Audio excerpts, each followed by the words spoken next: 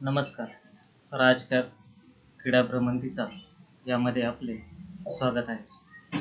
आज आपण तुंगारेश्वर महादेव मंदिर जे वसई ईस्टमध्ये आहे, पालघर जिल्ह्यातील एक प्रसिद्ध शिवमंदिर म्हणून प्रसिद्ध असलेले तुंगारेश्वर महादेव मंदिर याची माहिती पाहणार आहोत. तुंगारेश्वर महादेव मंदिर हे डोंगरामध्ये वसलेले असून हिरवाईने नटलेले आणि नैसर्गिक सौंदर्याने वेढलेले आहे. महादेव मंदिर हे येथील स्थानिक पर्यटकांचे प्रमुख आकर्षण असून ते शहराच्या गजबजाटापासून एक शांतता प्राप्त करण्याचे एकमेव असे ठिकाण आहे. निसर्गाच्या कुशीमध्ये वसल्यामुळे येथे अधिक शांतता प्राप्त होते आणि नैसर्गिक एक सुटका म्हणून आपण या मंदिराकडे पाहू शकतो. तुंगारेश्वर महादेव मंदिर हे वसईमध्ये स्थित आहे. पालघर जिल्हा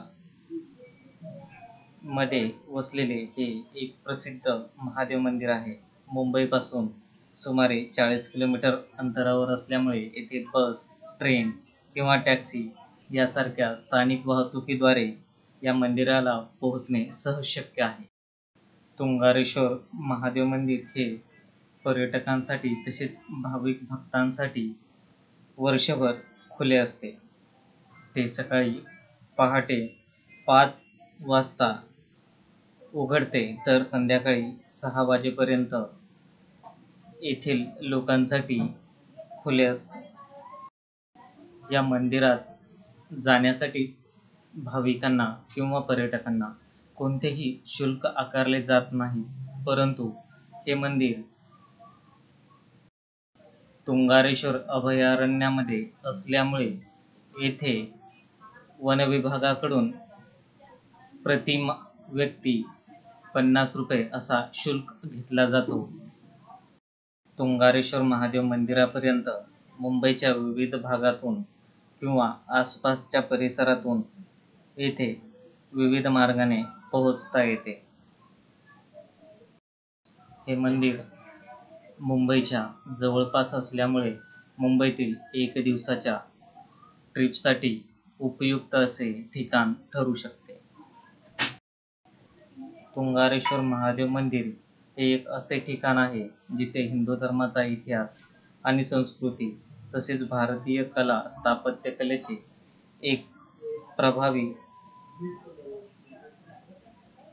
उदाहरण देऊ शकतो. हे मंदिर तुंगारेश्वर अभयारण्यामध्ये असल्यामुळे येथे विविध पशु, पक्षी आणि जैविक विविधतेने नटल्यामुळे येथे पर्यटक नेहमी येत असतात.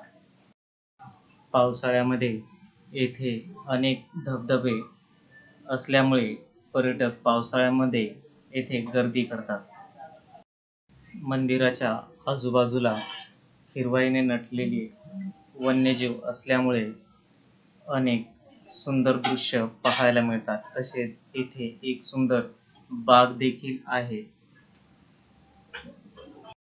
जी पर्यटकांच्या आकर्षणाचा मुख्य केंद्रबिंदू ठरते. या परिसरात इतर देवी देवतांची लहान मोठी मंदिरे देखील आहेत.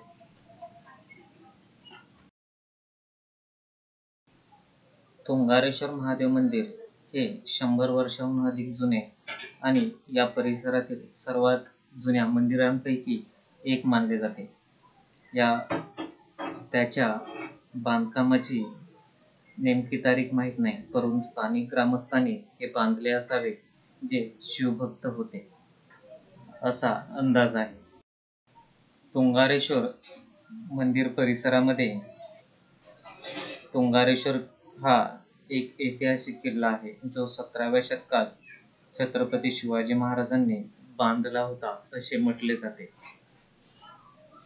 जो या मंदिराच्या टेकडीवर स्थित आहे. या किल्ल्याचे काही अवशेष आपल्याला येथे पाहायला मिळतात.